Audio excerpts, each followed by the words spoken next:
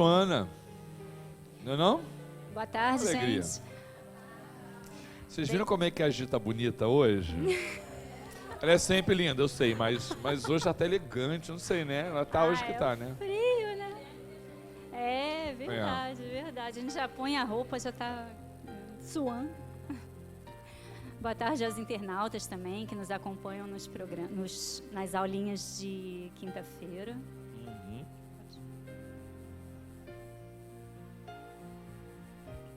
Aula 10, né? 10 é um número assim, né? Coisa redonda, né? Vamos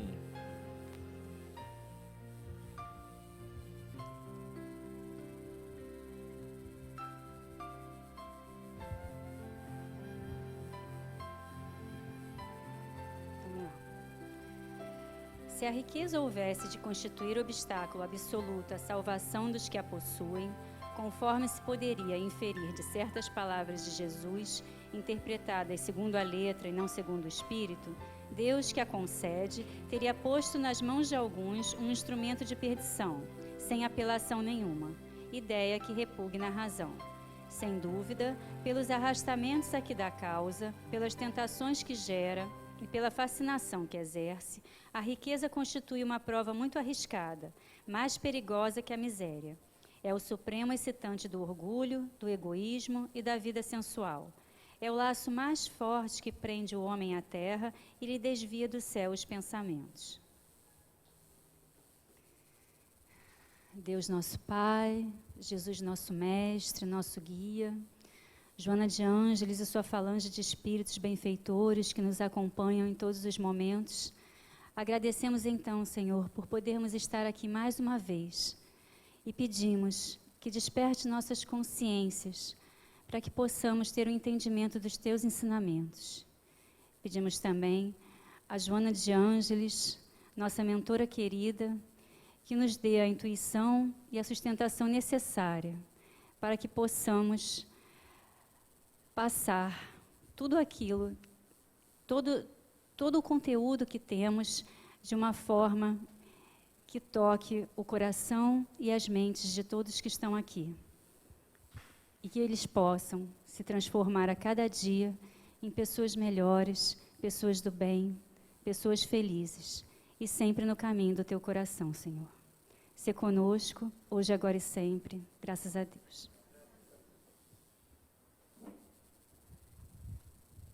Oi.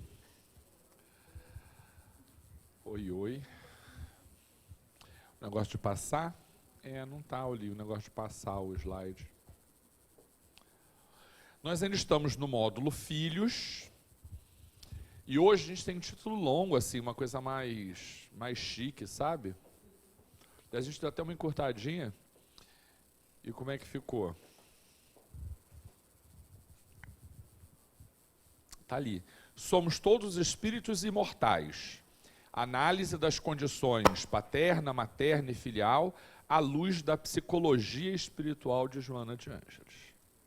É o novo módulo. Que entra um novo assunto dentro do assunto maior filhos, né? Uhum. Isso aí. E a gente começa então com a questão 582 do Livro dos Espíritos, onde Kardec pergunta: pode considerar-se a paternidade como uma missão?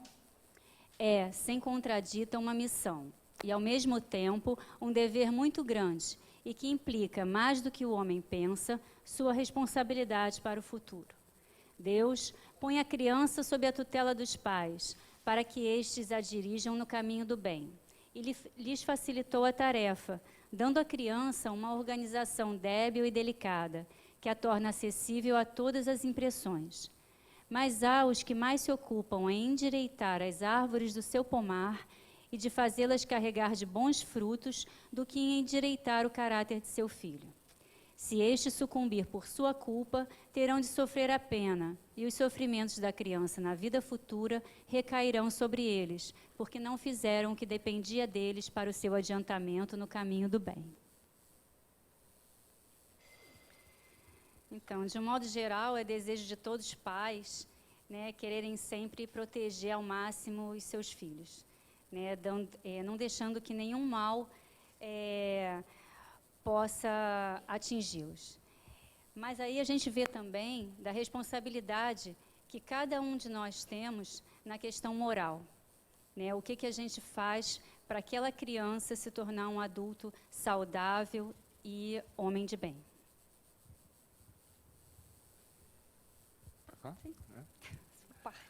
Estou aqui pensando. Engraçado que maternidade, por exemplo, exige renúncia. Eu acho que mais do que paternidade, né? Vamos concordar? É ou não, né? Maternidade tem mais renúncia. Vocês sabem que uma vez, aí eu vi a minha mulher tão cansada, o primeiro filho assim de noite, dormia, sem dormir várias noites. E aí, de dia tendo que fazer as coisas, que não adianta, de dia dorme na hora que... Não, dorme nada. Na hora que a criança está dormindo, você tem que fazer as coisas, né? E aí eu disse assim, deixa que eu fico com ele. Aí ela, não, mas deixa, que coisa, não sei o quê. Bom, deixou. Aí, gente, se eu sentasse, ele chorava. Sabe aquela coisa? E se ele chorasse, ela acordava. Aí eu tive que ficar de pé. De 10h30 da noite até 1h30. Fiquei de pé. Aí cansei, falei, meu filho, agora se você quiser chorar, você chora, porque o papai vai sentar. Aí sentei e tô com ele no colo. Estou vendo televisão, né? Daqui a pouco eu acordo com ele chorando. E minha mulher catando ele no chão. Ela, o que é que você fez com ele? Eu não sabia nem o que tinha acontecido, porque eu não sei como é que ele parou ali. Eu sei que eu estava com ele no sofá, no colo, de repente ele pulou pro chão sozinho, né? E me pôs para dormir. Gente, para minha filha, eu nunca fiquei acordado com ela, que a minha mulher nunca permitiu depois disso que eu tomasse conta de filho de madrugada. Homem não tem a mesma renúncia do que mulher tem. Não é isso? Mulher tem uma capacidade de renúncia para filho, que é um negócio, normalmente, né? Então, acho que largam e tal, mas, em regra, a mulher tem uma capacidade de renúncia para filho, que é um negócio que vai além das suas forças físicas, né? De um monte de coisas. É, o amor incondicional, né? Aí é você quem fala, pode falar disso, né? Que eu...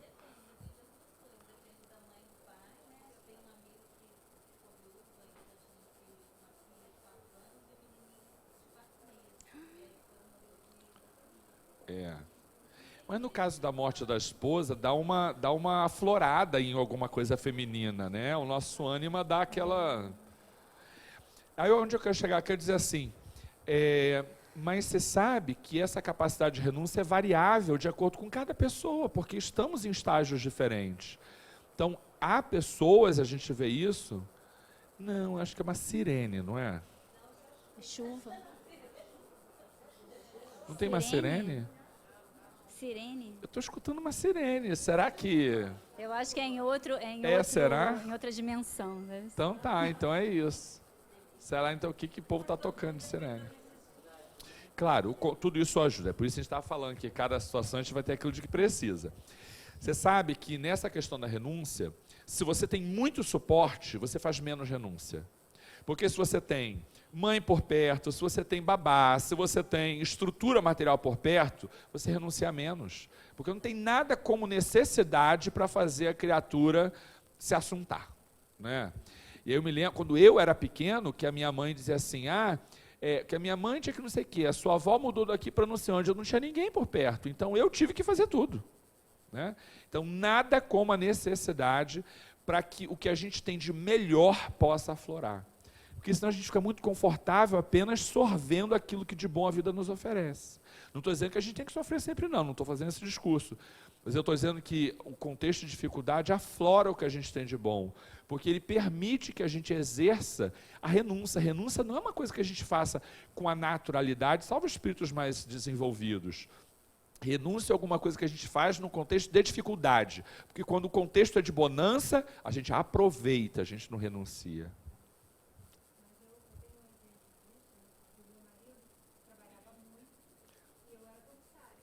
O marido já trabalhava muito e você é comissária.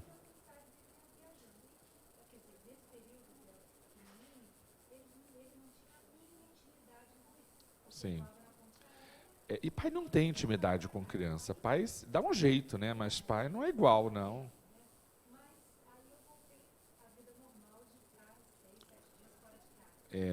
Como é que é largar, né?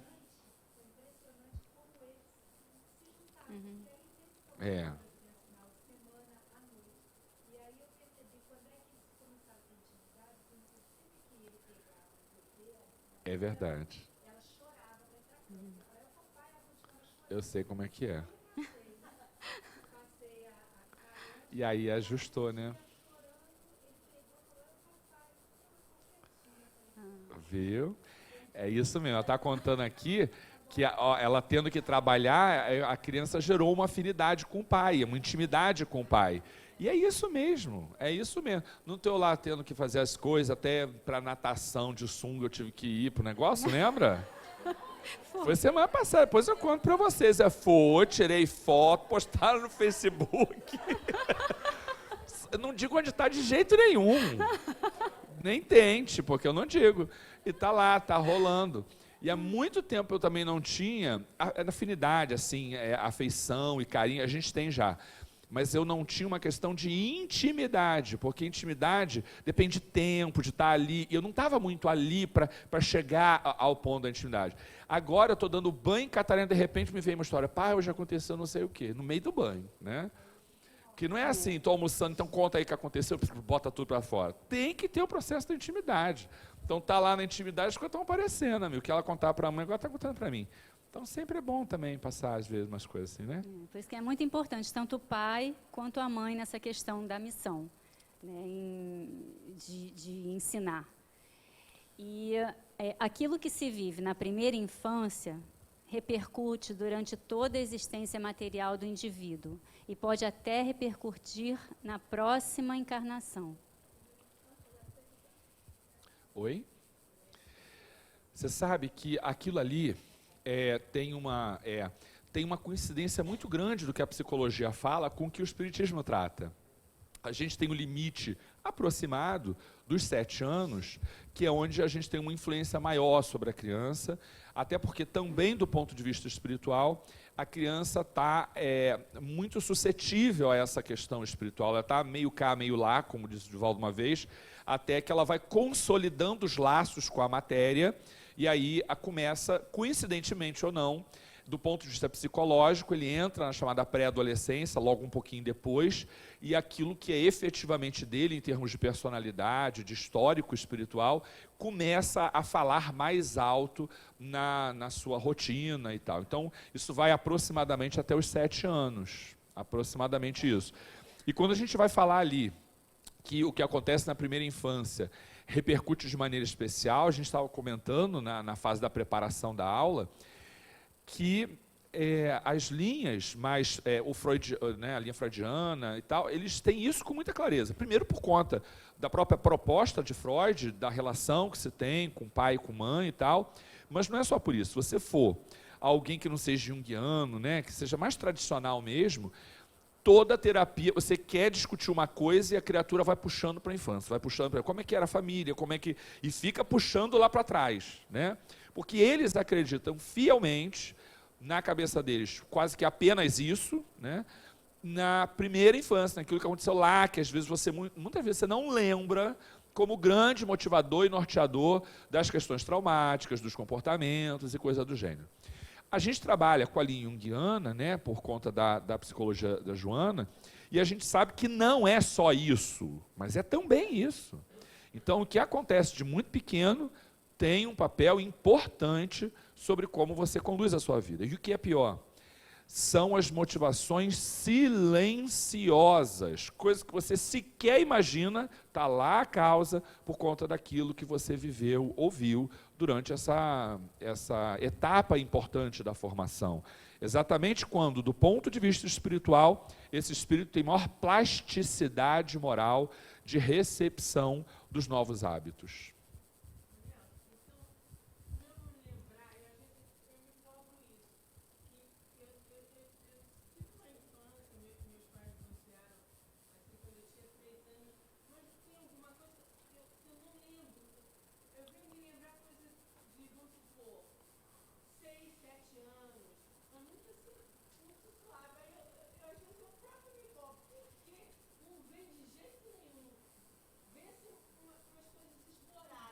Uhum. A amiga está falando da dificuldade de lembrar de coisas, né, assim, muito, muito nova. Você sabe que isso tem várias causas, né? Muitas causas.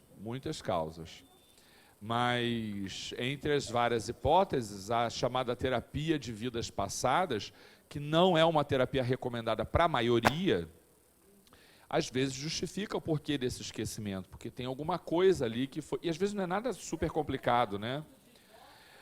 A gente nunca sabe, né? A não ser quando a gente faz uma terapia direcionada.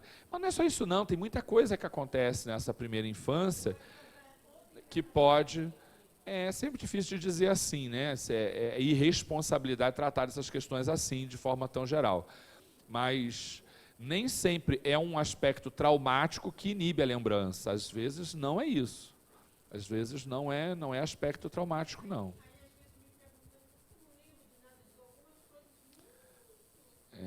Também necessidade, né? Eu não me lembro, você lembra? Eu não lembro também. Eu não lembro também. Você lembra com 2 anos? Nossa, eu não lembro. É verdade. Não. Mas algumas pessoas têm mais facilidade. A minha avó tem 90 e sei lá quanto aí, tá beirando 95. E ela às vezes vai contar as histórias dela lá e ela fala, não, porque quando eu tinha 2 anos, ela conta a história. Sério? E aí que a vida era difícil, porque não sei o que, da guerra, de não sei o que, blá, blá, blá, e vai contando as coisas. Mas eu acho que aí é porque tinha um fator, assim, a guerra. Que é mais marcante, pode ser. É verdade. Não sei. Mas enfim, vida que segue. E aí, Gi, já viu tudo ali já, né? O que eu achei mais bonitinho na foto é a babinha aqui embaixo, quase pingando. Ó, gente, a babinha pingando, que coisa linda. É isso, então.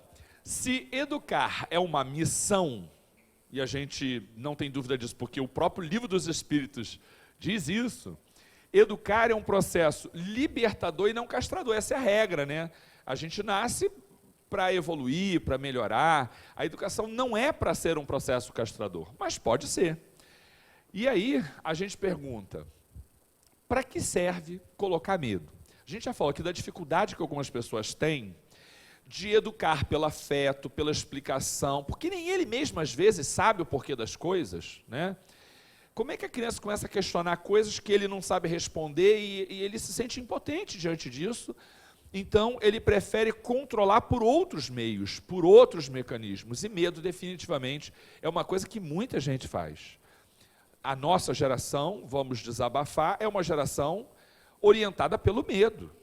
Ninguém explicava muitas coisas para a gente. Dizia que era daquele jeito e era. E aí, quando não botava medo em alguma coisa, botava o medo que é isso e acabou, não me questiona, porque... É aquele assim? Não, porque não. Né? É isso. Então, a gente passa pelo medo, mas a gente tem que depois trabalhar essa questão do medo. Neste capítulo, Joana faz uma abordagem importante sobre o medo nessa etapa da vida da pessoa. Joana mostra que estão ali as causas de mais coisas do que a gente possa imaginar, do ponto de vista afetivo, do ponto de vista emocional, do ponto de vista das relações. Estão no medo as causas de diversas dificuldades que a gente vive. E aí a gente falava que a gente parte daqui agora sob 2 perspectivas. Uma, a da orientação para aqueles que têm os miúdos em casa, e diz, olha, não eduque pelo medo, porque é desnecessário, é nocivo para ela, traz uma dificuldade também para aquele que usa desse mesmo mecanismo. Tem um livro, que é um livro que não é de circulação, assim, é um livro publicado por uma casa espírita no Rio Grande do Sul, que tem um rapaz que tem um processo de tratamento desobsessivo muito difícil. E ele tem síndrome do pânico, um monte de coisas. E, na verdade, a síndrome do pânico que ele recebeu é fruto de um processo de culpa que ele desenvolveu por conta da criação dos filhos. Ele tinha dificuldade em lidar com os filhos, que eram muito ativos, né? E aí ele passou a usar estratégias de controle pelo medo. E ele gerou um processo de culpa por conta disso, que ele teve síndrome do pânico por conta disso.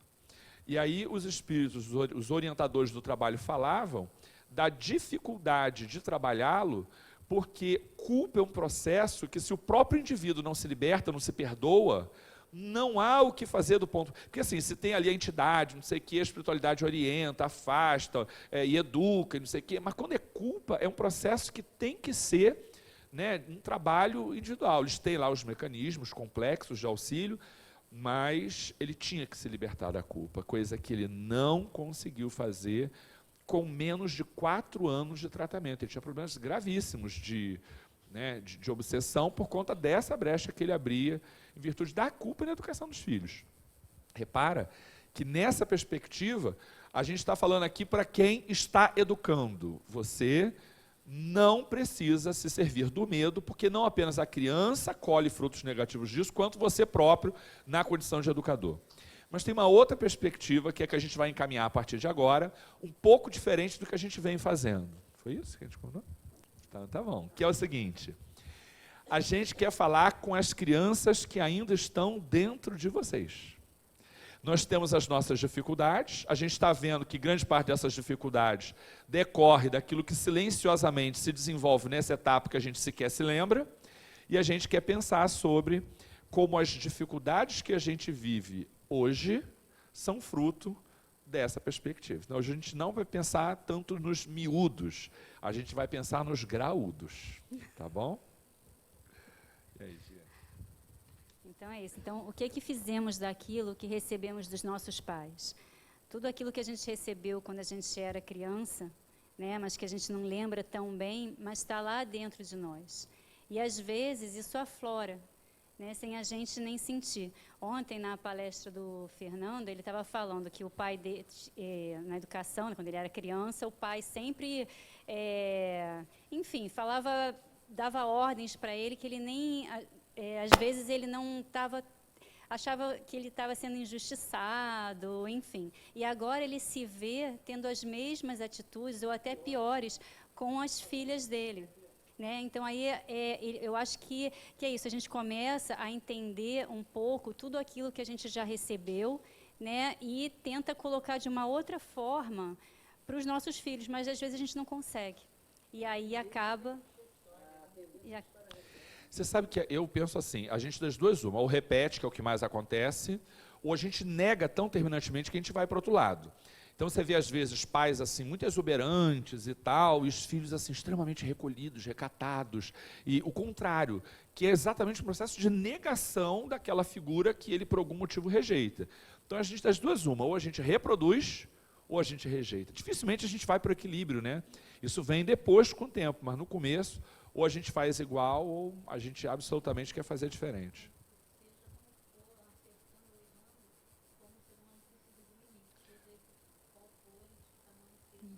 Claro, limite.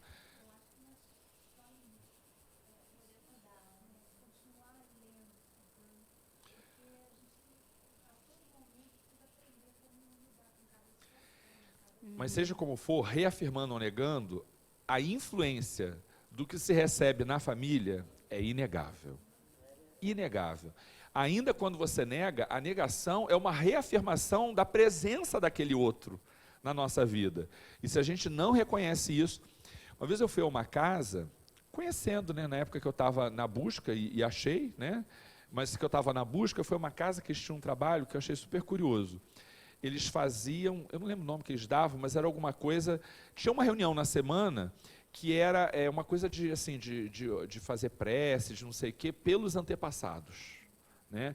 Pelo reconhecimento do que nós somos como herança desses que nos antecederam, seja do ponto de vista da tecnologia recebida, do progresso social e das questões mesmo, né, de como nós somos.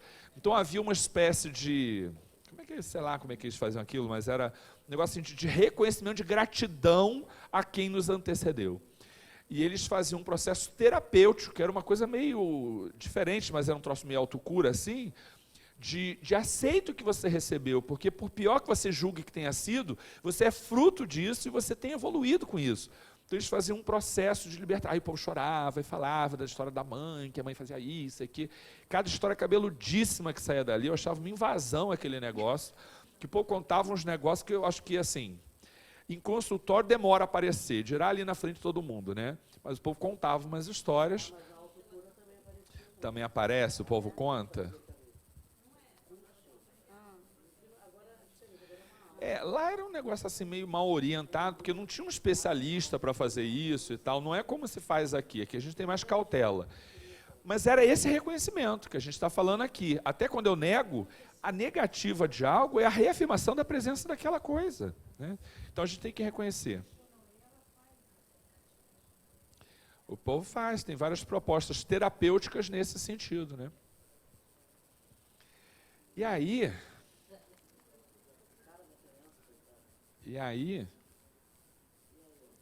vamos lá. Papai também foram 2. Bom, vamos então pensar em nós, vamos pensar em como a gente chegou até aqui, como a gente é fruto dessas questões todas, e a gente precisa se libertar um pouco dessas amarras e culpar menos, porque uma coisa é fato, a gente não está dizendo aqui que a culpa das nossas mazelas é dos nossos pais, porque não tem como ser diferente. Todo mundo vai, pelo seu comportamento, gerar algum efeito no outro. Então, ninguém aqui está fazendo processo de transferência, nem de culpa com relação aos pais, pelo amor de Deus. Agora, eu dizia, grande parte de algumas questões que no meu comportamento eu tenho de exigência, vem da relação que eu tive com meu pai.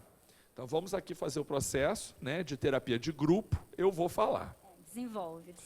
Vou falar. A minha mãe é uma presença muito, sabe aquelas coisas assim, tem o pai, tem a mãe, né? E às vezes um é uma presença muito mais forte, né? Há pessoas cuja presença é mais forte. E a minha mãe é a pessoa de presença forte naquele núcleo familiar infantil. E eu sempre cobrei do meu pai uma atuação mais positiva para colocar alguns freios nessa presença. A ideia do equilíbrio, né? Sempre julguei que o meu pai tinha que ter uma atuação mais positiva para dar uma equilibrada naquelas questões. Porque tudo era mãe. Eu me lembro que é assim, eu posso? Pergunta a sua mãe, né? Tudo é pergunta a sua mãe. Pergunta a sua mãe. Eu digo, caramba, mas você é o meu pai, você não pode dizer se eu posso ou se eu não posso. Então, desde muito cedo, eu tinha embates com meu pai. Eu disse, caramba, se posiciona. Caramba, fala, caramba, vai lá, ela está errada, olha, ela fez isso aqui está errado, vai lá e fala. Eu me lembro que eu cobrava do meu pai. Quantos tinha anos essa você coisa. tinha? Eu sempre fui ruim, Gi. Desde pequeno eu sou ruim. Eu cobrava sempre cobrei, desde muito pequeno, porque tinha essa coisa do equilíbrio, né? Sempre tive isso. Eu amo profundamente meu pai, mas essa foi uma questão que a gente não conseguiu resolver bem até ele desencarnar. E aí, de repente, eu me dou conta de que, já disse isso aqui para vocês várias vezes, eu posso errar pela ação, mas eu não vou errar por ter deixado de falar, de fazer. Eu acredito nisso, mas hoje eu acredito, eu sempre me comportei desse jeito, fruto das questões que eu vivia com meu pai, porque eu dizia, caramba, a gente precisa se posicionar, a gente não pode viver e deixar o outro decidir as coisas por nós. Talvez, se meu pai tivesse um outro comportamento, essa questão continuasse em mim, porque talvez faça parte da minha personalidade, mas ela talvez não fosse tão uma questão de honra, sabe? Não seria alguma coisa tão determinante nesse comportamento. Não tem jeito. A gente estava lembrando... Não, mas eu não achava que era ele quem tinha que resolver, eu achava que tinha que dividir. Como eu sustento. Porque também tem o contrário, tem aquela mãe polvo. Você é mãe polvo, você? Peguei no flagra, viu? Tem a mãe polvo que ela não deixa o pai ser pai. Porque ele começa a fazer, aí já não fez, não, porque deixa que você não sabe fazer, e ela expulsa esse pai daquela relação. Então, não é uma questão de machismo, não, porque muitas das vezes esse afastamento não é desejado pelo pai, ele é imposto pela mãe.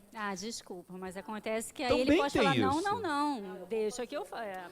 Pois é, por isso eu estou falando, exatamente isso aí que eu estou falando. Então, às vezes, não é só machismo, às vezes o pai, ele tem que se impor, não é pela questão do gênero, é porque a outra figura nesse relacionamento oferece resistências.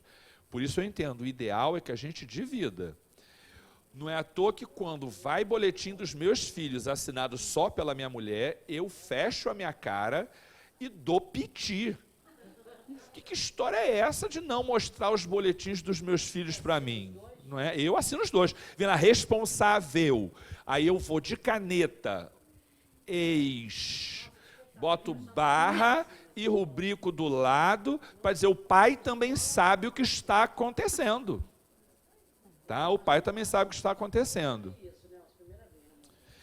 O quê? O quê? O que você não viu? Isso, essa atitude. Ah, eu vou e faço. Eu vou lá e digo que eu estou sabendo das coisas. Porque o que acontece? Depois dá errado, vai chamar o pai. Eu sou da teoria que se eu tenho o ônus, eu tenho que ter o bônus. E vice-versa. Aí a esposa diz assim, não, mas você está trabalhando tanto, não sei o quê, não sei o quê. Digo, caramba, eu trabalho para eles terem educação. Se eu não souber o que está acontecendo lá, não está valendo a pena. Então me dizem, deixa aqui sobre a mesa. A hora que eu chegar, eu vou ler, eu vou... Aí vem aqueles pacotões enormes de coisa da Catarina, com trabalhinho de não sei o quê, blá, blá, blá. Eu olho um por um, vou olhando, é professor, não é por isso. Aí eu vou olhando um por um e tal. Aí no final das contas, quando ela está na rua e tal, aí eu lembro, filha, lembra o que você fez, o trabalhinho? Gente, a alegria da bichinha, um sorrisinho que ela dá, que a gente lembra das coisas que ela fez, é fabulosa. Então, assim, tem que ter, eu tenho essa coisa do tem que estar ali, eu tenho que estar presente para aturar. Agora, gente, isso aí dá gastrite, da hérnia cervical, tá? Porque, assim como mãe polvo não dá certo, pai polvo também não dá certo. Mas tudo tem seu preço. A gente começa a perceber, eu fiz esse movimento da percepção, que a minha figura paterna tem muita influência, não por reprodução, mas daquilo que eu vivi com meu pai. Estão entendendo o que a gente está querendo mostrar com o mecanismo? E a gente estabelece relações com a vida sem se dar conta. Daqui a pouco a gente vai tratar de problemas mais concretos, daqui a uns 5 minutinhos, e a gente vai precisar mostrar que há pessoas que ainda vivem a infância psicológica, em relações de adulto, e aí não dá, gente, fica puxado para todo mundo. Que todo mundo chega aqui com as suas próprias dificuldades, tem que aturar o infantil com comportamentos incompatíveis com a vida de adulto. Né? A gente está chegando lá, tá? Vai lá, Gi.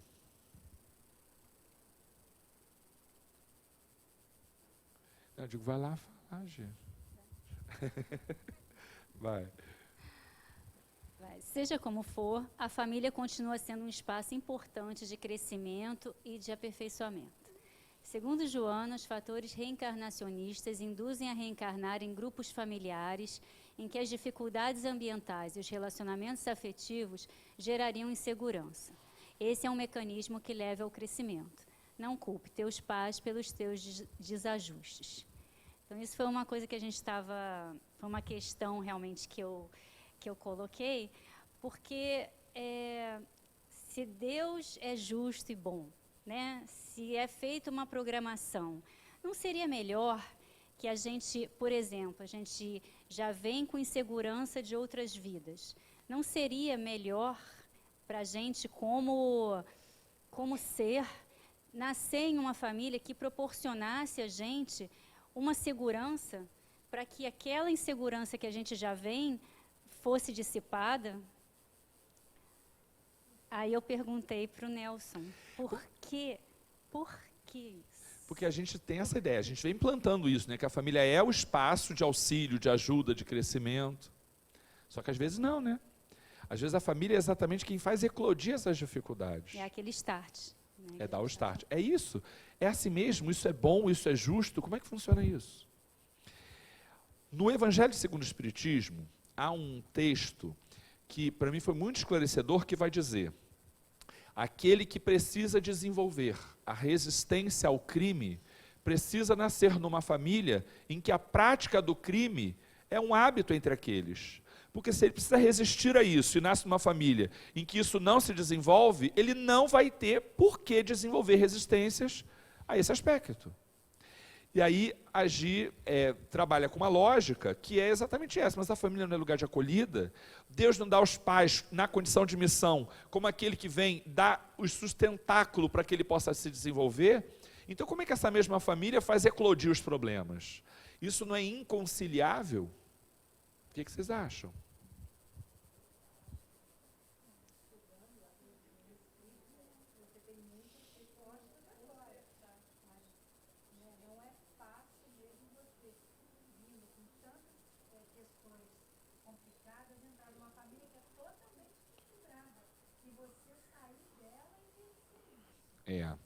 Eu diria que, pela lógica comum, a gente não consegue superar esse antagonismo.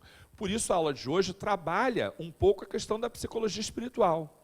Se não por esse caminho, a gente esbarra nessa aparente contradição, porque a gente tem, eu repito isso com recorrência, um olhar um pouco de excesso de afetividade, eu até brinco dizendo que é um olhar um pouco piegas, sobre essa perspectiva da ajuda.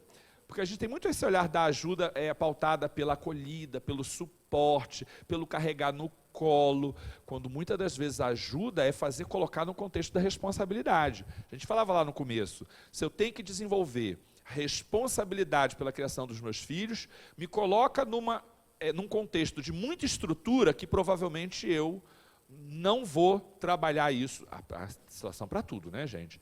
Mas eu provavelmente não vou fazer isso de forma muito facilitada. Agora, me coloca num contexto de escassez que provavelmente eu vou pegar as rédeas da vida na mão para poder desenvolver isso.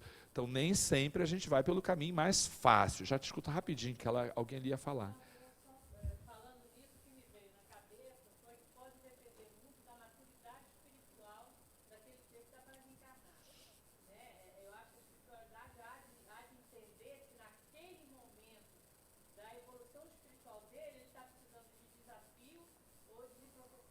São os méritos.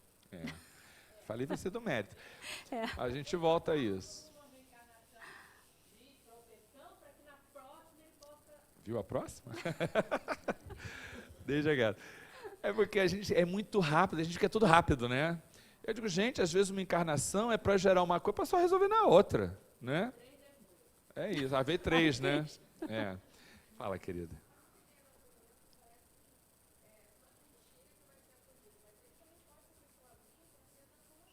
Isso.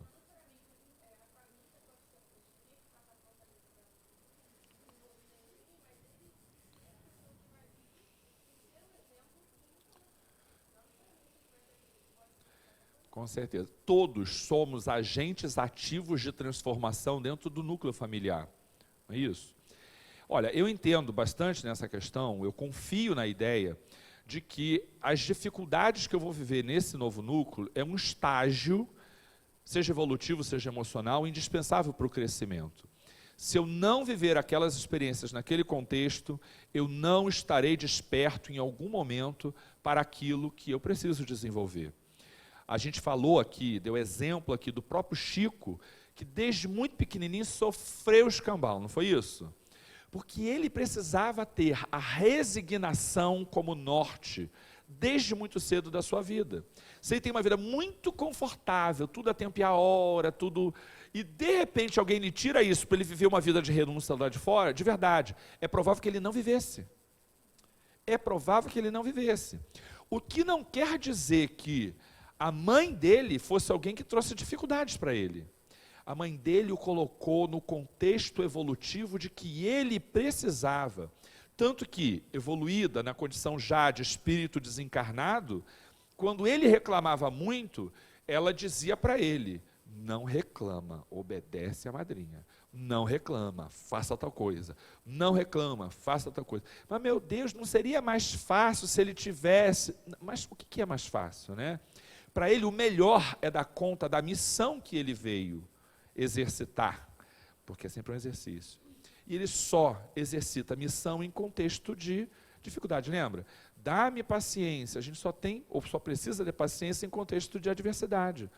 E é bem isso. Essa nossa noção da facilidade nem sempre é compatível com a noção das necessidades do indivíduo. Fala, Gi, conciliou? Ainda não, está trabalhando. Está trabalhando. Se normalmente não reconhecemos a origem das nossas mazelas como a solução daquilo que a gente vive como dificuldade, é comum que a gente transfere. Isso é fácil, né? Em psicologia isso é fácil. Quando a gente não sabe a causa, a gente acaba transferindo, a gente acaba compensando, a gente acaba fazendo um monte de outras coisas. Vamos assumir a responsabilidade das nossas próprias dificuldades. A gente sempre tem um bode expiatório para eleger como aquele que me colocou na situação em que eu estou. A gente sabe que o Espiritismo nos ensina que ninguém é vítima de ninguém, senão de si mesmo. E o texto que a gente trouxe hoje para o momento meditação é um texto do Chico, que é um texto, para mim, é um mantra. Ele está lá colado do lado do computador, e sempre que o bicho pega, eu leio aquele negócio 2, 3 vezes, leio, presta atenção, e leio de novo, porque ele nos traz para a realidade e nos dimensiona a questão da responsabilidade. A gente vai começar a entrar agora nesses processos de transferência. A gente não vive momentos fáceis, a gente não vive uma época em que o equilíbrio psicológico reina, muito pelo contrário. Divaldo fala já há algum tempo, aquele outro que veio aqui também, que psicografa Irmãs do Fogo, qual é o nome dele? Esqueci. O Vanderlei veio e disse exatamente isso em certa vez. Disse, olha, a gente teve momentos em que a guerra e tal, os conflitos eram a tônica da sociedade. Nós entramos numa era em que os grandes conflitos não serão os conflitos bélicos, os para fora. O grande conflito que a humanidade sofre são os conflitos morais, os conflitos psicológicos. São os conflitos em que o indivíduo se debate consigo mesmo para que ele possa disso tirar crescimento. Então, se a gente entra nessa esfera de dificuldades no plano psicológico, isso é inquestionável, porque a gente tem diversas fontes tratando dessa questão, a gente vai enfrentar essas questões no nosso trabalho, na nossa família e na casa espírita que a gente frequenta. Porque, apesar de ser casa espírita, é núcleo de relações humanas. Então, vai aparecer da mesma maneira. E há algumas questões que a gente precisa trabalhar para o bem da coletividade. Porque os conflitos não são poucos, nem são simples. Quer falar um pouco de conflito, Gi? Você conhece algum conflito? Mas a gente, é muito fácil a gente transferir responsabilidade. Né? É mais fácil do que assumir. Eu acho que até a gente tem um pouco de vergonha em assumir. Às vezes a gente chega atrasado no lugar e nunca é culpa nossa. Né? Sempre é culpa do trânsito, culpa de alguém, né? Culpa, né, de um aluno, alguma coisa assim, batida de carro, mas a gente, é muito difícil da gente assumir. Eu acho que o que é importante é a gente não deixar isso virar um padrão de comportamento. A gente realmente, depois, né, enfim, no final do dia, como o Santo Agostinho fala, a gente ver se aquela atitude que a gente teve realmente não teve uma participação ativa nossa no contexto, sempre. Né? Desde, o carro ficou sem gasolina no meio da rua, até isso mesmo, o atraso de sempre, e aqui na casa. Todas as situações de conflito que acontecem. Geralmente, eu acredito que assim, a gente tem um planejamento. Né? A gente, não, nós vamos fazer tal coisa. Só que a outra pessoa também tem o planejamento dela, e a outra também tem, e às vezes isso entra em conflito. E aí cada um querendo fazer do seu jeito, da sua forma, que vai ser a melhor. Então, acho que a gente está aqui exatamente para trabalhar, né? Também a resignação, né? Mas também a paciência, também a tolerância, junto com o outro, porque está todo mundo querendo um bem maior, eu acredito. Mas só que é difícil a gente dar o lugar ao outro. Né? A gente quer sempre fazer do nosso jeito, que sempre vai ser o melhor.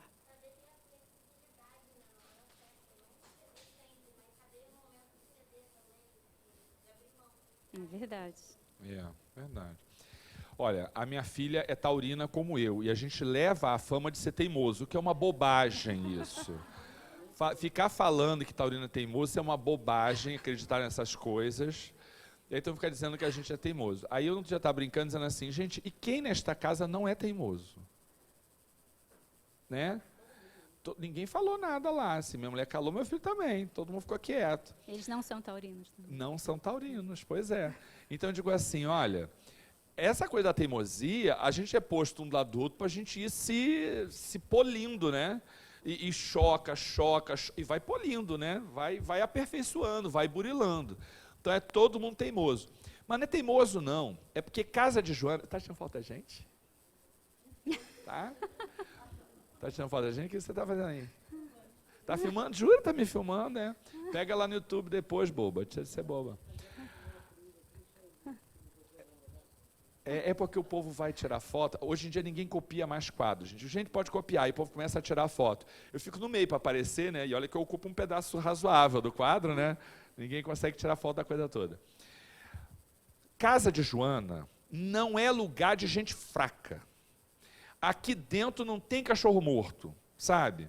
Todo mundo que está aqui dentro não chega aqui porque qualquer umzinho assim. O povo que vem para cá é inteligente, é bem situado, é bem sucedido profissionalmente. O povo todo aqui tem alguma coisa de bom, tem talentos a demonstrar. Filho de Joana não chega aqui assim pobrezinho, ralézinho, não. Já chega, né, cheio de coisas para oferecer, certo? E isso é um problema em qualquer lugar. Em qualquer lugar. É bom, sabe quando? Quando você tem um indivíduo que é líder, e é isso, é aquilo, e tem os subordinados que precisam de alguém que os lidere. Aí dá certo. Agora, você bota no mesmo ambiente 2, 3, 4 que tem capacidade de liderança, cada um quer puxar a corda para o seu lado, porque todo mundo sabe fazer aquele negócio. Então, botar muita gente qualificada num lugar só, no mínimo, a gente tem que desenvolver uma coisa chamada tolerância. Porque todo mundo sabe fazer e todo mundo quer fazer do jeito que ele acha que é melhor. Faz sentido isso? Então, aí eu estava, vou contar lá de novo a história da minha amiga. Minha amiga está lá, toda generosa, receptiva na cantina. Aí chega a criatura que tem nada a ver com cantina, o trabalho dele não é cantina, mas ele quer dar opinião na cantina. Né? Aí uma vez eu estava vendo uma outra companheira que estava lá, né, ela disse que botou um bolo lá, não sei o quê. Aí um chegou e disse assim, esse suporte aqui, sei lá, que negócio que um bolo fica em cima, né? Isso aqui é de vidro. Dia de evangelização, não é a melhor coisa botar vidro perto de criança, isso aqui tinha que ficar lá. Deu um negócio nela, que ela disse assim, você me desculpa, mas eu não vou lá no seu trabalho e te digo que você está fazendo errado. Quem tem que saber onde eu boto o bolo somos nós, porque nós é que somos da cantina. Obrigado pela sugestão, mas o bolo vai ficar aqui. Eu ouvi aquilo e disse assim, tá certa? Porque quem quer sugerir sabe como fazer essas coisas. Às vezes a gente não quer sugerir, a gente quer sair impondo, a gente vai passando pelos lugares, desequilibrando todo mundo, todas as atividades, numa tentativa infantil de fazer impor a sua própria vontade. Não é? E aí a gente vê, a gente olha lá para trás, a gente não enxerga, mas essa criatura talvez fosse aquele menininho mimado, aquela menininha mimada, que todo mundo deixava fazer o que quer, porque, que bonitinho, como é que é inteligente, e vai deixando, ele cresce e quer fazer igual. E alguém tem que impor esse limite. Alguém que depois vai ter gastrite, alguém que depois vai ter alguma coisa. Mas tem que, né? Porque eu acho que não pega bem a gente bater o pé, né? Rolar no chão. Não dá mais, não é? Não dá mais. Mas ou a gente adota estratégias de contenção de alguns comportamentos, ou a gente não consegue viver com todo mundo. Não é por aí? Qualquer casa, né? Porque a nossa casa onde a gente não pode abandonar porque família é família, sangue é sangue, blá, blá, blá, a gente passa a viver mal e a gente faz um abandono afetivo. Né? Tá junto, mas não está junto. Mora, mas não convive. E, né, é curioso como eu vejo pais organizando ou reorganizando a sua rotina para não terem que cruzar dentro da casa com seus filhos adolescentes. Eu tenho tido notícias, que o povo vem falar as coisas, né? De que, não consigo mais encontrar com meu filho, porque eu encontro com ele, eu brigo. Então eu tenho evitado. Como assim? A criança é quem nessa história? Quem é a criança que está fugindo de quem? Qual é o teu papel nessa história? Você não está sendo mais adolescente que o seu filho? Qual é a questão do seu filho que te incomoda tanto, se você próprio está agindo como adolescente? Aí o povo depois não vem contar mais. Sabe como é que é? Que as pessoas vêm contar achando que vai dizer, você tem razão. Todo mundo quer ouvir que tem razão. Não é? Por isso eu não sei não, acho que no atendimento fraterno eu vou dar o povo para correr. Por quê? Porque tem acolhida, tem que ter acolhida, é óbvio, eu estou brincando, tem que ter acolhida. Mas a pessoa não cresce, não modifica só com a acolhida. Acolheu, recebeu, fortaleceu. Agora, olha aqui, isso aqui é teu, tá? Toma. Chegou a hora, amigo. toma que isso aqui é teu. Porque senão a gente fica naquele olhar piegas da recepção, da acolhida, da caridade. Ser caridoso é sempre bom, né? Ser caridoso é sempre ser muito gentil. Ser caridoso é impedir que o outro enxergue a realidade. Sacudir é bom demais. Eu chamo de terapia de choque, que não é literal, né? Terapia de choque tem que dar um susto de vez em quando. Tem que dar um susto. Porque assim ajuda, né? Senão... Ajuda. É porque a gente faz isso, é muito difícil, né? Tem que acolher primeiro.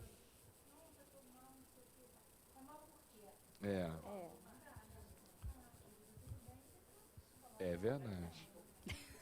É verdade. Os WhatsApps da Iraci são exatamente assim, né? Aí, gente, caramba, é verdade, olha que ela tem razão nesse negócio. Mas a pessoa tem que estar preparada, predisposta para aproveitar.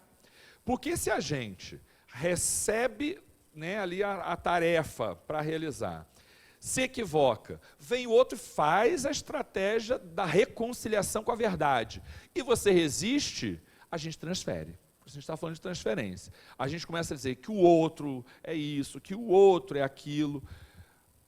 Eu digo assim, porque Chico dizia, eu aprendi com Chico, né? Eu ouvi do Chico, para mim está bom.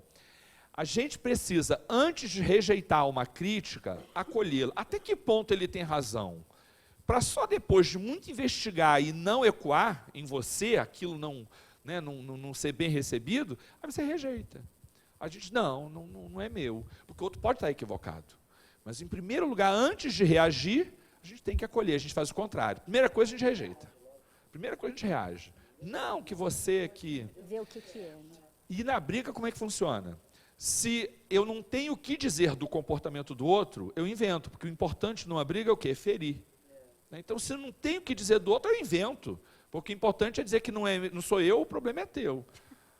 Aí gera outros problemas. É um mecanismo, desculpa, de burrice, porque não leva ninguém a nenhum tipo de vantagem.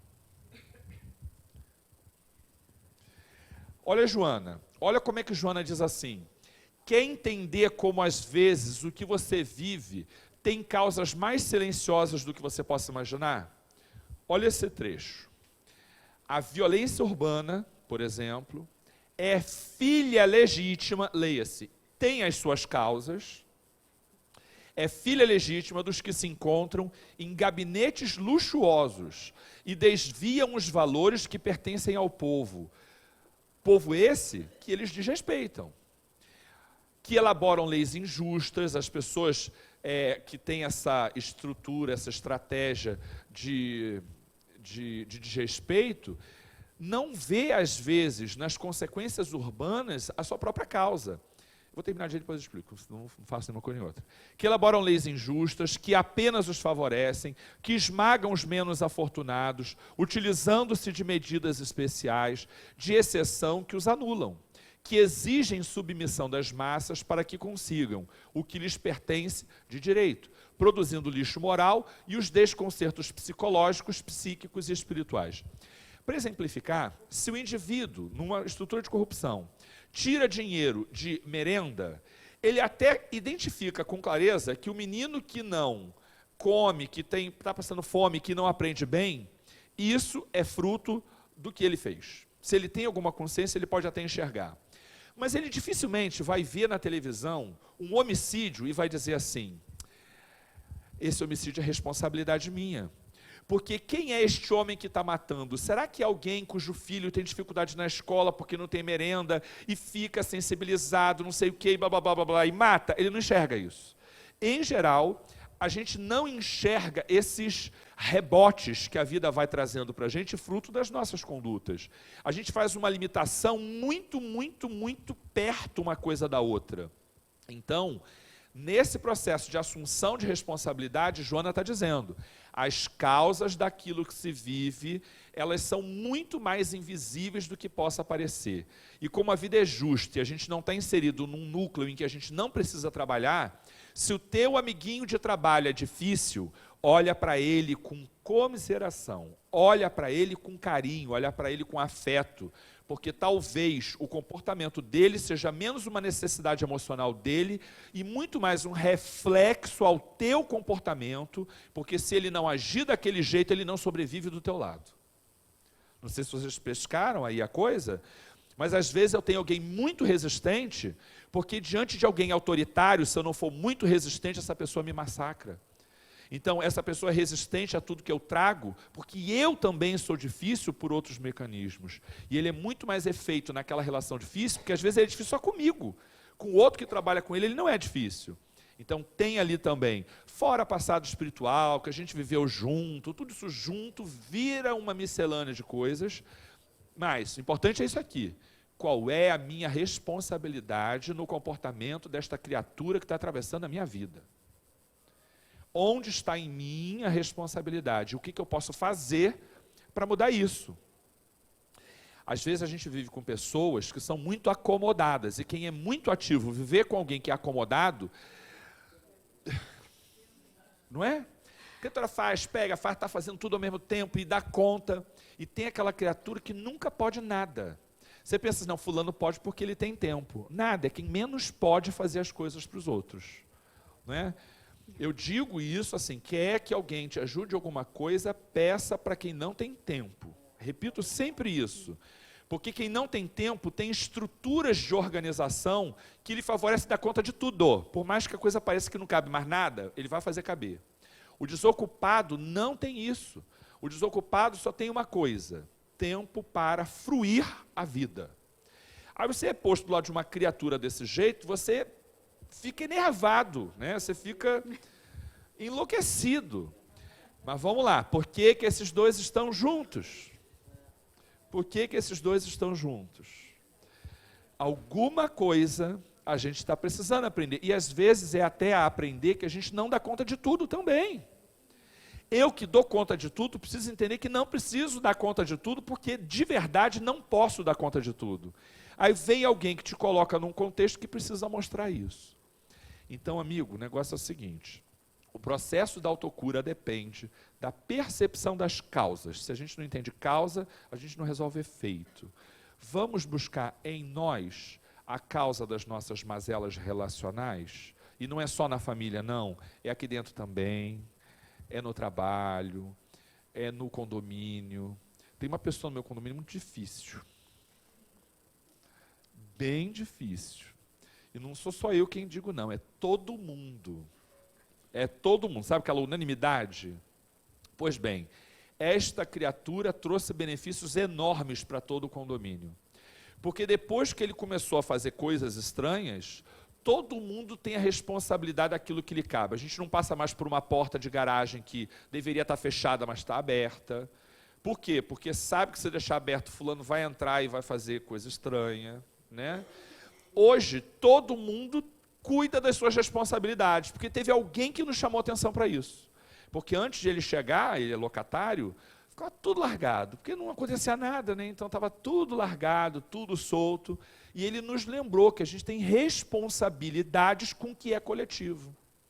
Daqui a pouco ele está indo embora, e o aprendizado que ele trouxe vai ficar. Ou não, porque a gente esquece. O problema é o tempo que a gente fica com isso, né? A gente esquece. Se ninguém cobrar, a gente relaxa. Aí vai ter que vir outro para fazer coisas estranhas de novo.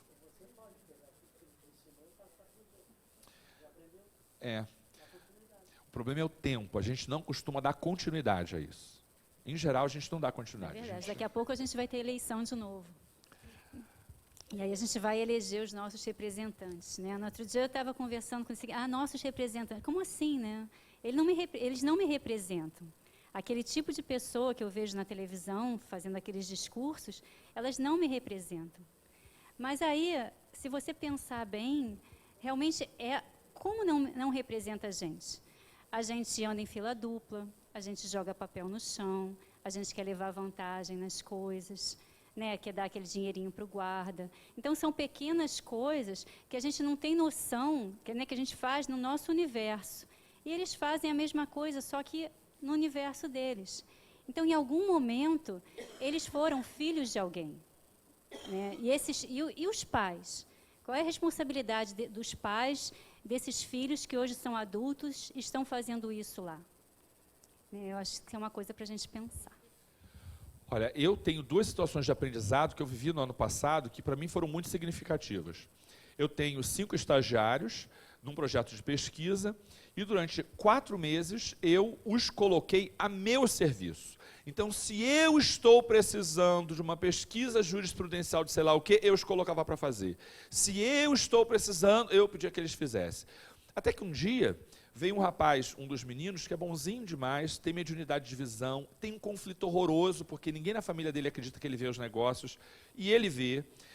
Ele estava contando, que me lembrei, mas vou contar.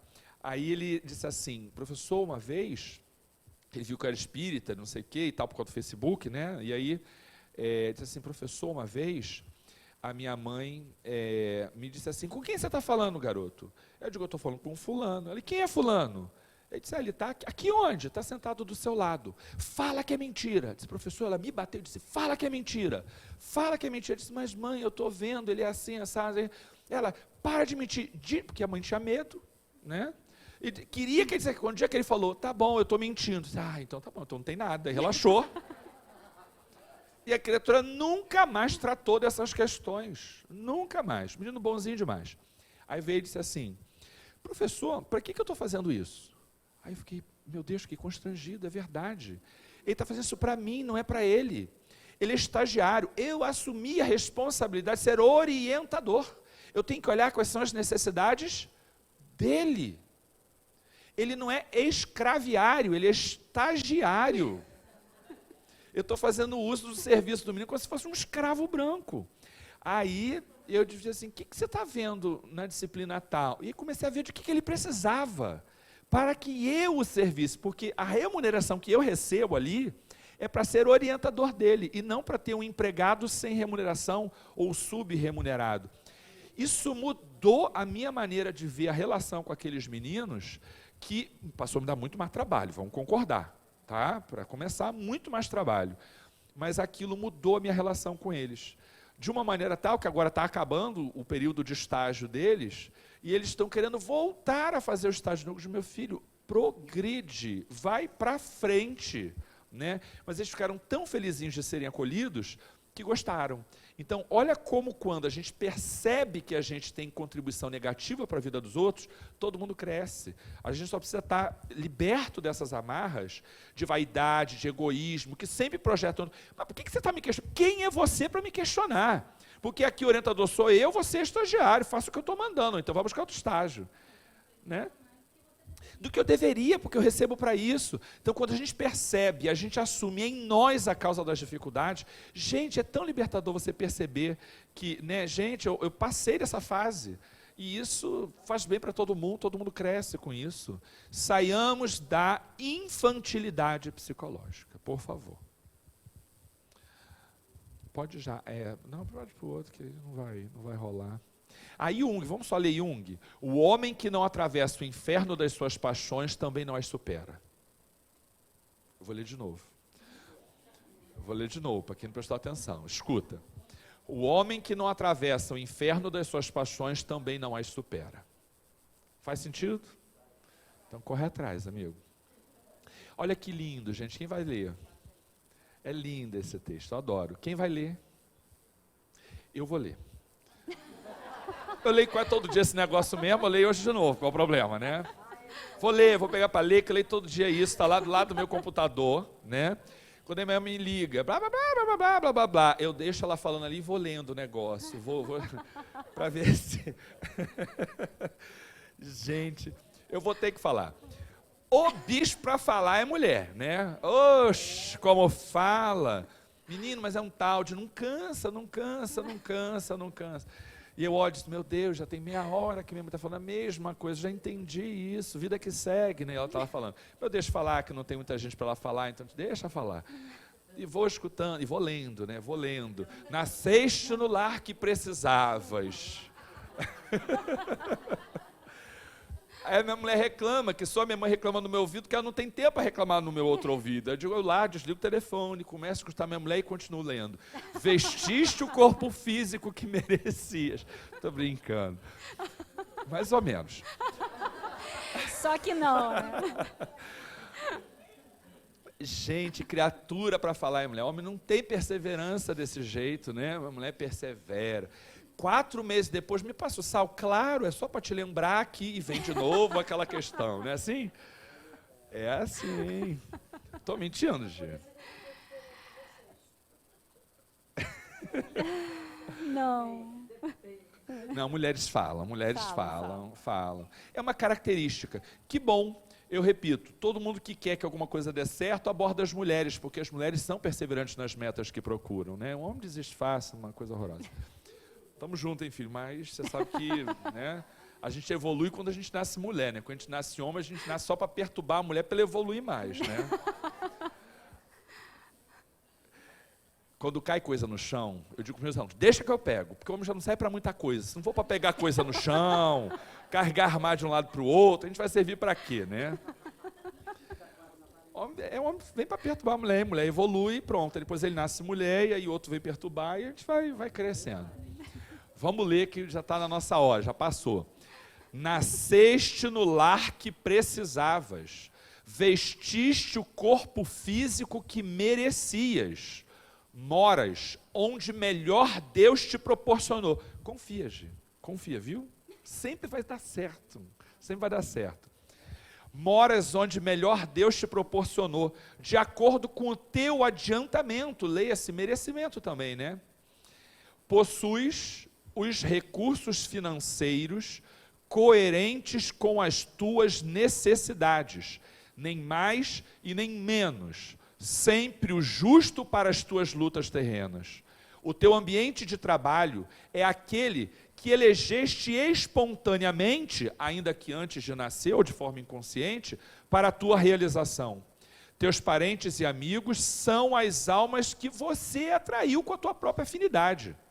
Portanto, o teu destino está constantemente sob o teu controle. Não dá para transferir responsabilidade para outra pessoa.